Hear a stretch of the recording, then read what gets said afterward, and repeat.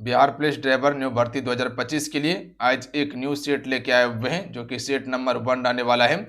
इसमें आप सभी को जीके जीएस, उसके बाद जो है कि मोटर वाहन अधिनियम, यातायात संकेत, वाहनों के पार्ट पुर्जे से संबंधित प्रश्न आपको देखने के लिए मिलेगा, जिसमें कि आप सभी को सारे इंपॉर्टेंट प्रश्न दिया गया है। तो आज फर्स्ट नंबर सेट है, तो इसे आपसे पूरा कंप्लीट कीजिएगा। तो चलिए शुरू करते हैं। जो चैनल पर नए हैं चैनल को जरूर सब्सक्राइब कर घंटे को प्रेस कर लीजिएगा, ताकि जब भी क्लास हो बिहार ड्राइवर से संबंधित तो नोटिफिकेशन आप सभी को सबसे पहले मिल जाए। तो आप सभी क्लास को जरूर फटाफट ज्वाइन कर लीजिएगा, यहाँ हम आपको पूरा तैयारी करवाएंगे। और टेलीग्राम ग्रुप को ज्वाइन करके रख लीजिए। आप सभी जो भी अपडेट होगा, जो भी पीडीएफ होगा, टेलीग्राम पे हम आपको दे देंगे। ठीक है, आइए आज का पहला क्वेश्चन करते हैं। पहला क्वेश्चन है कि वन्य जीव अपराध नियंत्रण ब्यूरो का मुख्यालय कहाँ पर स्थित है। अगर इन सेट में किसी भी क्वेश्चन का आंसर पता हो तो आंसर आप सभी नीचे कमेंट बॉक्स में बता सकते हैं। राइट आंसर हो जाएगा नई दिल्ली में स्थित है, याद रखिएगा आप सभी। देखिए कुछ इंपॉर्टेंट आप सभी संगठन और उसके मुख्यालय को याद रखिएगा। जैसे कि यूएनओ की मुख्यालय की बात किया जाए, यानी कि संयुक्त राष्ट्र संघ का मुख्यालय कहाँ पे, न्यूयॉर्क में।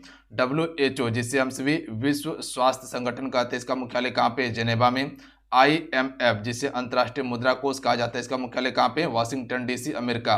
और विश्व बैंक का भी मुख्यालय अमेरिका में है, वाशिंगटन में। उसके बाद ओपेक का मुख्यालय कहाँ पे, वियना में। सार्क का मुख्यालय काठमांडू नेपाल में। और ब्रिक्स का मुख्यालय कहाँ पे, सिंगाई चीन में। तो इतना सा एक्स्ट्रा चीजें याद रखिएगा जो आपके पेपर में पूछा जाएगा। आइए अगला क्वेश्चन देखिए। क्वेश्चन में 2 करते हैं हम सभी। क्वेश्चन है कि निम्नलिखित में से कौन सा कोशिका का अंग DNA रखता है।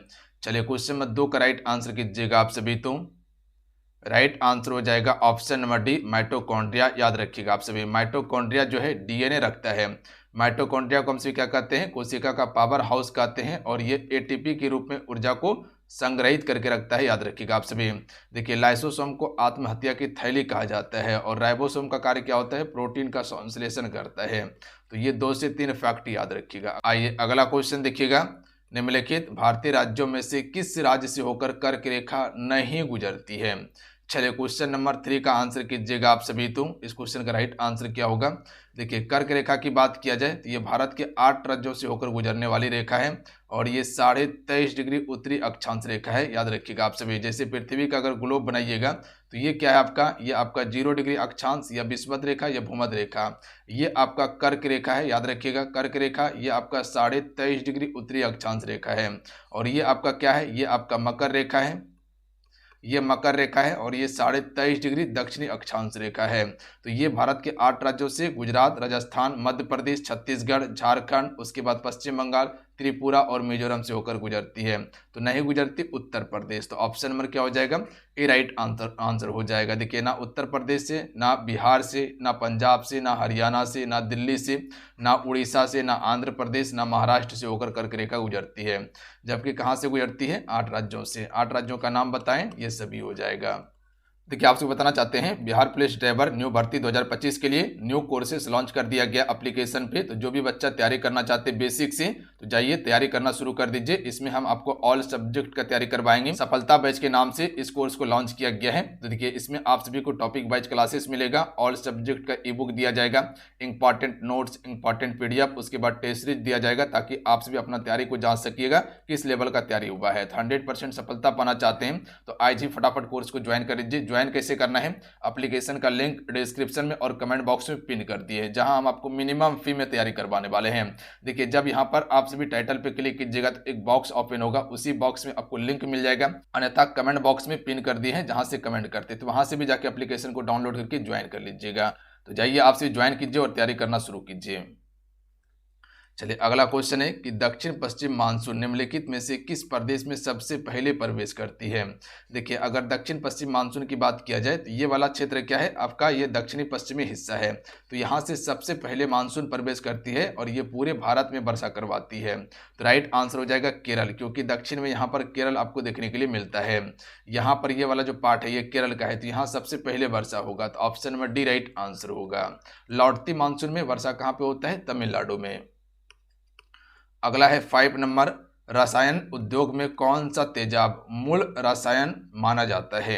चलिए क्वेश्चन 5 का राइट आंसर कीजिएगा फ्रेंड आप सभी। तो सभी सेशन को लाइक करते चलिएगा और जो भी चैनल पर नया है चैनल को जरूर सब्सक्राइब और घंटे को प्रेस कर लीजिएगा आप सभी। देखिए यहाँ हम आपको पूरा तैयारी करवाएंगे, तो तैयारी को लेकर नहीं टेंशन लेना है, आप सभी चैनल को सब्सक्राइब कर लीजिएगा आप सभी, ठीक है। पूरा हम आपको यहाँ तैयारी करवाएंगे। बाकी बात PDF अपडेट के लिए टेलीग्राम ग्रुप को ज्वाइन कर लीजिए आप सभी। सल्फ्यूरिक अम्ल इसका बिल्कुल राइट आंसर होगा, याद रखिएगा आप सभी। सल्फ्यूरिक अम्ल जो है ये मूल रसायन माने जाते हैं। आइए अगला क्वेश्चन है कि प्रकाश के विद्युत चुंबकीय स्वरूप की खोज किसने की? तो इसकी खोज मैक्सवेल के द्वारा किया गया था, याद रखिएगा आप सभी। देखिए न्यूटन के द्वारा गति का 3 नियम दिया गया था, पहला, दूसरा, तीसरा। अच्छा, तीसरा नियम क्या कहता है? क्रिया टू प्रतिक्रिया कहता है, यानी कि विपरीत प्रतिक्रिया कहता है। चलिए अगला क्वेश्चन है कि कौन सा कोशिका कांग केवल पादप कोशिका में ही पाया जाता है? देखिए न्यूटन का पहला नियम क्या कहता है कि संसार में जितने भी वस्तु हैं जिस अवस्था में है उसी अवस्था में रहेगा जब तक इस पर कोई बाहरी बल ना लगाया जाए। ये न्यूटन का पहला नियम कहता है। तो इसका राइट आंसर ऑप्शन में डी होगा। जो भी ऑप्शन में डी टिक करे बिल्कुल करेक्ट आंसर है। कोशिका भित्ति हो गया, लवक हो गया, रिक्तिकाएं हो गया, ये सभी पादप कोशिका में सिर्फ पाए जाते हैं, जंतु कोशिका में नहीं होता। देखिए जंतु कोशिका की बात किया जाए तो इसमें कोशिका झिल्ली पाया जाता है, तारक काय पाया जाता है, याद रखिएगा आप सभी। बात समझे आप सभी। माइटोकॉन्ड्रिया पाया जाता है, राइबोसोम होता है, उसके बाद लाइसोसोम पाया जाता है, बट यहाँ पर लवक, रिक्तिकाएं और कोशिका भित्ति नहीं होता उसमें। चलिए अगला क्वेश्चन देखिए, भारतीय संविधान के किस अनुच्छेद में निर्वाचन आयोग के लिए प्रावधान किया गया है?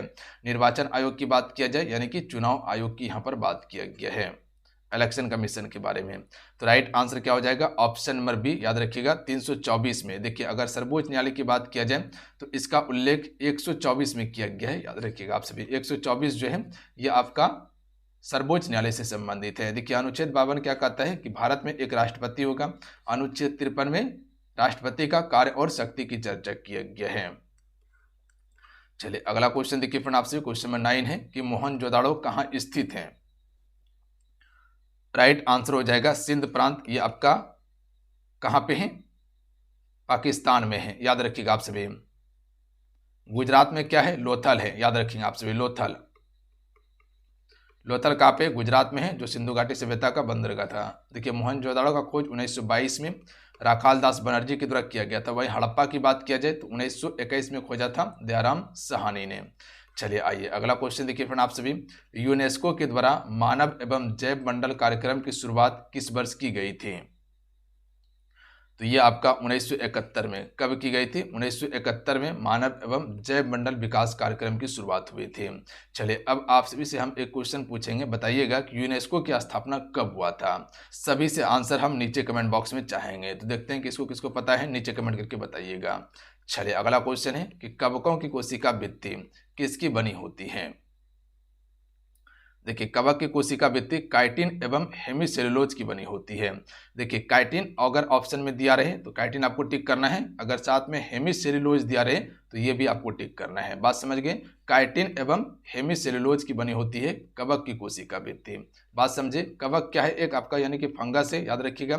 और ये अपना भोजन खुद से तैयार नहीं करता है, ये दूसरों पर आश्रित होता है, यानी कि कह सकते हैं कि जहां पर सड़ा गला रहता है वहीं पर आपका कवक उगता है। अगला क्वेश्चन है कि पहली बार औपचारिक रूप से महलबाड़ी प्रथा कब लागू की गई? देखिए महलबाड़ी प्रथा की बात किया जाए तो ये आपका सबसे पहले जो लागू हुआ था ये 1822 में लागू हुआ था, याद रखिएगा। कब? 1822 में लागू किया गया था। चलिए फिर अगला क्वेश्चन देखिए 13 नंबर है कि अधिकतम पोषक तत्व रक्त में कहाँ अवशोषित किए जाते हैं?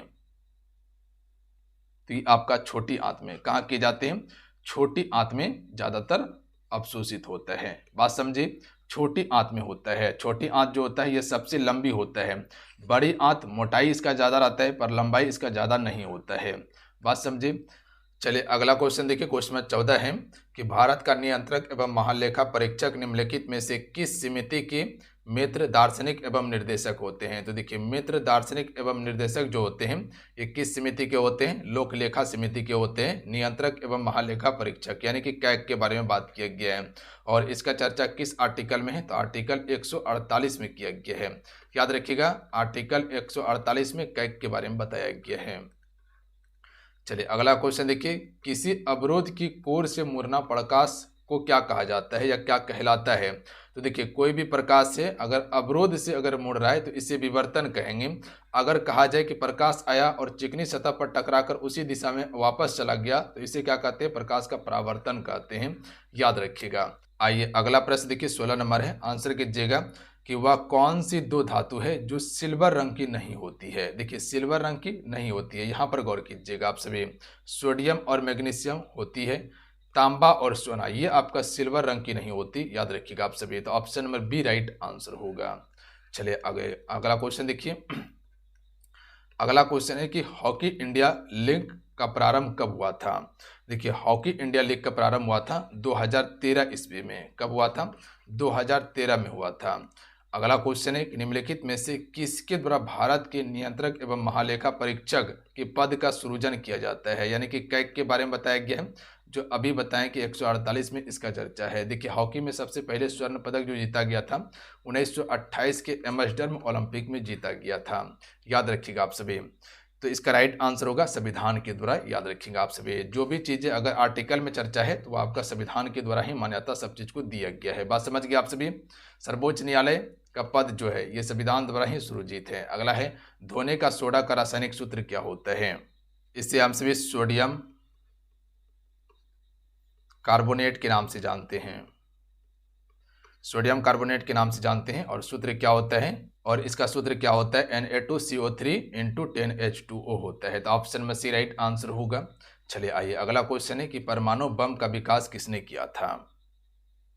चलिए क्वेश्चन में 20 का राइट आंसर कीजिएगा फ्रेंड आप सभी। तो जे रॉबर्ट ओपनहीमर के द्वारा किया गया था परमाणु बम का विकास। आइए अगला क्वेश्चन देखिए आप सभी। टोडा जनजाति कहाँ पाई जाती है। देखिए टोडा जनजाति नीलगढ़ी पहाड़ी पर पाई जाती है, याद रखिएगा आप सभी। अगर क्वेश्चन पूछा जाए तो आंसर कर लेंगे कहाँ पाई जाती है, नीलगढ़ी पहाड़ी पर। देखिए अगर बात किया जाए कि अभी भारत में सबसे बड़ी जनजाति कौन सी है, भील जनजाति है। उसके बाद दूसरी सबसे बड़ी जनजाति गोंड हो जाएगा, और तीसरी सबसे बड़ी जनजाति संथाल हो जाएगा। तो याद रखिएगा इतना सा। टोडा जनजाति कहाँ पे, नीलगढ़ी पहाड़ी पर। नीलगढ़ी पहाड़ी कहाँ पे है, तो दक्षिण भारत में है। भारत का सर्वाधिक खाद्यान्न उत्पादक राज्य कौन सा है। राइट आंसर हो जाएगा उत्तर प्रदेश। चलिए अगला क्वेश्चन देख लीजिएगा। देखिए चावल का सबसे अधिक उत्पादन कौन करता है, तो वेस्ट बंगाल करता है। दाल का अगर बात किया जाए तो एमपी मध्य प्रदेश करता है। अगर वहीं बात किया जाए कि आलू हो गया, दूध हो गया, केतारी हो गया, यानी कि जिसे गन्ना कहा जाता है, इसमें यूपी पहला स्थान पे है। सभी कवक सदैव होते हैं। देखिए प्रति हेक्टेयर जो है आपका गेहूं का उत्पादन पंजाब सबसे अधिक करता है, पंजाब सबसे अधिक करता है। बट क्षेत्रफल में बात किया जाए तो यूपी सबसे अधिक करता है आपका गेहूं का उत्पादन। सभी कवक सदैव क्या होते हैं, तो सभी कवक सदैव होता है विविध पोषी होता है, क्योंकि ये अपना भोजन खुद से तैयार नहीं करता। आइए अगला है कि सर्वोदय योजना का प्रारूप किसके द्वारा तैयार किया गया था। देखिए सर्वोदय योजना का प्रारूप जयप्रकाश नारायण के द्वारा किया गया था। ऑप्शन में डी राइट आंसर होगा। अगला क्वेश्चन देखिए, कीड़ों के अध्ययन को क्या कहते हैं। एंटेमोलॉजी कहा जाता है कीड़ों के अध्ययन को। तो option number B right answer होगा। आइए अगला क्वेश्चन है कि भारतीय सिविल सेवा यानी कि आईसीएस में चुने गए पहले भारतीय का नाम क्या था। सत्येंद्रनाथ टैगोर, याद रखिएगा आप सभी। सबसे पहले सिविल सेवा में चुने गए भारतीय था। लाला लाजपत राय के बारे में आप सभी को पता है कि ये गरम दल का नेता था, और 1928 में इसका मृत्यु हो जाता है जब सैमन कमीशन का विरोध कर रहा था। सरोजिनी नायडू की बात किया जाए तो 1925 में कांग्रेस की पहली भारतीय महिला अध्यक्ष बनती है। आइए अगला क्वेश्चन देख लीजिएगा। गुप्त वंश के किस शासक ने सर्वप्रथम महाराजा धीराज की उपाधि धारण की थी। तो राइट आंसर होगा चंद्रगुप्त ने, याद रखिएगा आप सभी। देखिए एक चंद्रगुप्त मौर्य है जो मौर्य वंश के शासक थे, यहाँ पर गुप्त वंश का शासक है। साधारण नमक का सूत्र क्या होता है। तो सिंपल सा प्रश्न है, आराम से आंसर कर सकते हैं। NaCl जो है ये आपका साधारण नमक का सूत्र है। चलिए अगला क्वेश्चन देखिए फ्रेंड कि शरीर के लिए एंजाइम आवश्यक होती है क्योंकि। देखिए शरीर के लिए एंजाइम क्यों आवश्यक है, ये जीव रासायनिक अभिक्रियाओं को क्या करता है, उत्प्रेरक करता है, यानी कि option number D right answer होगा। इसीलिए जो है कि हमारे शरीर के लिए एंजाइम आवश्यक है। आइए अगला क्वेश्चन देख लीजिएगा कि राष्ट्रपति निम्न में से किस सूची के विषय में अध्यादेश जारी कर सकता है। देखिए राष्ट्रपति अध्यादेश जारी करेगा जो उसके अधिकार में है, जैसे केंद्र सूची पर और उसके बाद समवर्ती सूची पर कर सकता है, जबकि राज्य सूची पर नहीं करेगा। तो ऑप्शन नंबर डी वाला करेक्ट आंसर होगा। राज्य सूची पर करेगा, नहीं करेगा। अच्छा, राज्य सूची में कितना विषय है? 61 विषय है। समवर्ती सूची में कितना है? 52 विषय है। और संघ सूची में कितना है? अभी 100 विषय है, तो याद रखिएगा। चलिए फ्रेंड, क्वेश्चन में 31 पर ध्यान दीजिएगा। पंचायती राज संस्थाओं को संगठन में कह सकते हैं कि 2 स्तर का होने का सुझाव किसने दिया था? यानी कि 2 स्तरीय पंचायत का गठन का बात किसने किया था? तो याद रखिएगा, अशोक मेहता समिति ने। इसके अनुसार पंचायत 2 स्तर पर होना चाहिए था, बट पंचायत अभी जो चल रहा है वो त्रिस्तरीय चल रहा है, और ये किसके द्वारा दिया गया था? बलवंत राय मेहता समिति के द्वारा दिया गया था कि त्रिस्तरीय पंचायत होना चाहिए। ठीक है। निम्नलिखित में से कौन सा वाहन ईंधन नहीं है? यहाँ पर देखिएगा, अब मोटर व्हीकल से प्रश्न आया आपका। इनमें से कौन सा एक वाहन ईंधन नहीं है? सीएनजी वाहन ईंधन है, पेट्रोल है, डीजल है, जबकि पीएनजी ये आपका वाहन ईंधन नहीं है। तो option number D right answer होगा। अगला क्वेश्चन देखिए, ये संकेत निम्नलिखित में से किसको इंगित करता है? जो अभी यहाँ पर आप संकेत जो देख रहे हैं, ये किसको इंगित कर रहा है? बता सकते कोई हमको? तो इसका अर्थ क्या हो जाएगा? तो याद रखिएगा, बाएं रहकर चलाना अनिवार्य है। किस ओर से चलाना? बाएं रहकर। चलिए अगला क्वेश्चन देख लीजिएगा। डैश की कमी से इंजन शोर करता है और आगे बढ़ते घर्षण के कारण इंजन की ट्यून भी बदल सकती है। ये किस कारण से? तो ये आपका स्नेहन के कारण से जो है कि बदल सकती है। देखिए समझिएगा क्वेश्चन को। स्नेहन की कमी से इंजन शोर भी कर सकता है और बढ़ते घर्षण के कारण इंजन की ट्यून भी बदल सकती है। तो option number D right answer होगा। चलिए अगला क्वेश्चन देखिए आप सभी, कि आप किन परिस्थितियों में ओवरटेक करने से बचेंगे? बिल्कुल दिमाग लगा के प्रश्न बन सकता है ये वाला आपका। देखिए यहाँ पर ओवरटेक से बचने की बात किया गया है, तो ब्रेकर पर आप ओवरटेक से बच सकते हैं। इसीलिए देखिएगा कि बीच बीच में ब्रेकर लगाया जाता है। क्यों लगाया जाता है? ताकि गाड़ी ज़्यादा स्पीड ना चलाए। जहाँ स्पीड चलेगा वहाँ ब्रेकर आएगा, फिर उसको ब्रेक मारना पड़ेगा। बात समझ गए? आइए अगला क्वेश्चन देखिएगा। उत्प्रेरकी परिवर्तक से लैस वाहनों की शीशा रहित पेट्रोल का उपयोग करना चाहिए, क्योंकि डैश उत्प्रेरक की प्रभावशीलता को कम करता है। यहाँ पर प्रभावशीलता की कम करने की बात किया गया है। तो इसका करेक्ट आंसर क्या हो जाएगा? शीशा हो जाएगा। क्वेश्चन को समझिएगा आप सभी। उत्प्रेरकी परावर्तक से लैस वाहनों को शीशा रहित पेट्रोल का उपयोग करना चाहिए, क्योंकि शीशा उत्प्रेरक की प्रभावशीलता को कम कर देता है। शीशा क्या करता है? उत्प्रेरक की प्रभावशीलता को कम करता है। शीशा क्या करता है? उत्प्रेरक की प्रभावशीलता को कम कर देता है। तो शीशा राइट आंसर होगा। अगला है कि निम्नलिखित में से कौन सा एयर कंडीशनिंग सिस्टम का भाग नहीं है? यहाँ पर ध्यान दीजिए, क्या पूछा? नहीं है। एयर कंडीशनिंग का कौन सा एक भाग नहीं है? कंडेंसर बिल्कुल है, कंप्रेसर है, उसके बाद रिसीवर, ड्राइवर, ये सभी है, जबकि अल्टरनेटर जो है ये आपका नहीं है। तो option number C right answer होगा। आइए अगला क्वेश्चन देख लीजिएगा कि संपीड़न प्रज्वलन इंजन में ताजी हवा को बहुत उच्च दाब और तापमान तक संपीड़ित किया जा सकता है और तापमान डैश तक बढ़ाया जा सकता है। तो ये कितना डिग्री तक आपका बढ़ाया जा सकता है? तो याद रखिएगा आप सभी, 538 डिग्री तक बढ़ाया जा सकता है, याद रखिएगा। चलिए अगला क्वेश्चन देखिए आप सभी, कि यह संकेत निम्नलिखित में से किसको इंगित करता है? जो अभी यहाँ पर आप संकेत देख रहे हैं, ये किसको इंगित करता है? इसी प्रकार का प्रश्न दिया जाएगा और पूछा जाएगा। तो ये संकेत प्रदर्शित करता है रुकने के लिए, कि रुकिए, ठीक है, अभी जाना कहीं नहीं है, रुकना है। चलिए अगला क्वेश्चन देखिएगा। क्वेश्चन में 40 है कि एक मोड़ के पास पहुंचते समय चालक को क्या नहीं करना चाहिए? क्या नहीं करना चाहिए? तो याद रखिएगा, चालक को वाहनों का ओवरटेक नहीं करना चाहिए। ध्यान दीजिएगा आप सभी, मोड़ पर ओवरटेक कभी नहीं करना चाहिए, अन्यथा एक्सीडेंट होने का चांस बन जाता है। अगला है, यदि सड़क पर गाय खड़ी है तो क्या करना चाहिए? मान लीजिए सड़क पर गाय खड़ी है तो आप क्या कीजिएगा? तो कह सकते हैं कि धीरे धीरे हॉर्न बजाकर उसे सड़क के किनारे करके उसके बाद हमको आगे बढ़ना चाहिए। तो ये आपका बिल्कुल सही आंसर होगा, जो इसमें कॉमन सेंस का यूज होना चाहिए।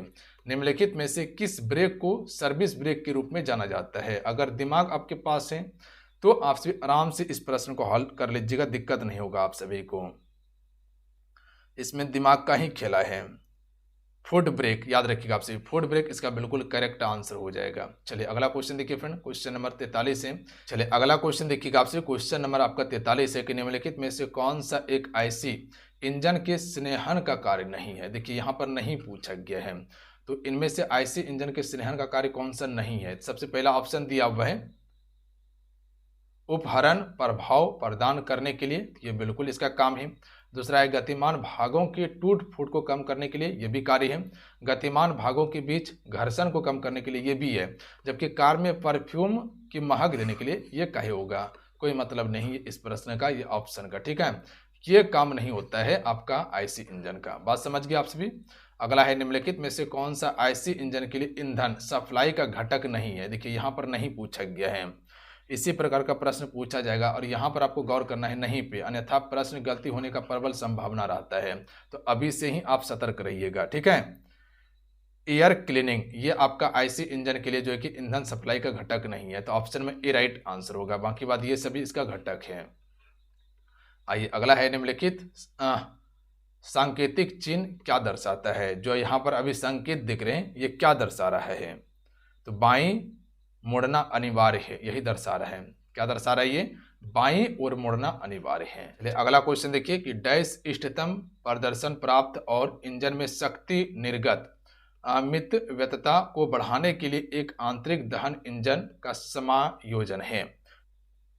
तो यह किसका समायोजन हो जाएगा, इंजन ट्यूनिंग का समायोजन हो जाएगा। ध्यान दीजिएगा आप सभी, किसका हो जाएगा, इंजन ट्यूनिंग का। देखिए समझिएगा आप सभी, देखिए इंजन ट्यूनिंग इष्टतम प्रदर्शन प्राप्त और इंजन शक्ति में निर्गत अमितव्यतता को बढ़ाने के लिए आंतरिक दहन इंजन का समायोजन होता है आपका इंजन ट्यूनिंग। चलिए अगला क्वेश्चन है कि निम्नलिखित में से किसी द्वितीय वायु प्रदूषक कहा जाता है।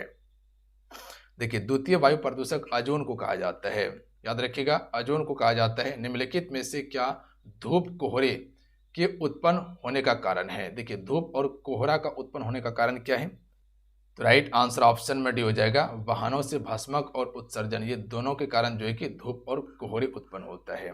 आइए अगला क्वेश्चन देखिए, एक संपूर्ण ईंधन दहन में हवा में मौजूद ऑक्सीजन ईंधन में मौजूद सभी हाइड्रोजन को डैश में बदल देती है। तो ये किस में बदल देती है, जल में। देखिए क्वेश्चन समझिएगा, फिर क्वेश्चन क्या कहना चाह रहा है। क्वेश्चन नहीं समझिएगा तो प्रश्न बनेगा नहीं फिर आप सभी से, कि एक संपूर्ण ईंधन दहन में हवा में मौजूद ऑक्सीजन ईंधन में मौजूद सभी हाइड्रोजन को जल में बदल देती है। किसमें, जल में। चलिए अगला क्वेश्चन देखिए 50 नंबर है कि डैश रेचन गैसों की रासायनिक विशेषताओं को बदलकर विभिन्न प्रदूषकों में उत्सर्जन अस्त्र को नियंत्रित करने के लिए होता है। तो ये किसे नियंत्रित करने के लिए होता है, उत्प्रेरक परावर्तन नियंत्रित करने के लिए होता है। देखिए यहाँ समझिए क्वेश्चन क्या कहना चाह रहा था आप सभी से। देखिए ये जब डैश वाला क्वेश्चन आ जाए ना, खाली स्थान वाला, इसमें बड़ी आपको दिक्कत हो जाता है, होता है ना। देखिए क्वेश्चन क्या कहना चाह रहा है, उत्प्रेरक परावर्तन रेचन गैसों की रासायनिक विशेषताओं को बदलकर विभिन्न प्रदूषकों के उत्सर्जन अस्त्र को नियंत्रित करने के लिए होता है आपका उत्प्रेरक परावर्तक। बात समझ गए। चलिए अगला क्वेश्चन है कि वाहन के संपूर्ण या फ्रेम लेंस निर्माण के मामले में डैश चेसिस का एक अभिन्न अंग होता है। तो ये आपका बॉडी हो जाएगा, बॉडी जो है ये चेसिस का अभिन्न अंग होता है। तो बॉडी जो है ये आपका चेसिस का अभिन्न अंग होता है। तो ऑप्शन में डी करेक्ट आंसर होगा, याद रखिएगा। तो चलिए आज कितना ही, आज की सेट में पूरा 50 क्वेश्चन आपको कंप्लीट करवाए हैं। आज का ये सेट कैसा लगा नीचे कमेंट करके जरूर बताइएगा। अगर डेली ये सेट आप सभी करना चाहते हैं तो ये भी बताइएगा आप सभी। तो चलिए मिलते हैं, जय हिंद, वंदे मातरम। ध्यान रखिएगा, पढ़ाई करते रहिएगा, जाते जाते वीडियो को लाइक करके शेयर कीजिएगा अगर आज का ये क्लास अच्छा लगा होगा तो। और जो चैनल पर नया है चैनल को जरूर सब्सक्राइब कर लीजिएगा ताकि जब भी क्लास हो उसका नोटिफिकेशन आपको मिल जाए, ठीक है। तो जरूर सब्सक्राइब कर लीजिएगा। और जहां भी आपसे व्हाट्सएप फेसबुक ग्रुप पे जुड़े हैं तो सेशन को आपसे शेयर कर लीजिएगा और आपसे टेलीग्राम ग्रुप को ज्वाइन कर लीजिए, लिंक डिस्क्रिप्शन में दे दिए हम, ठीक है।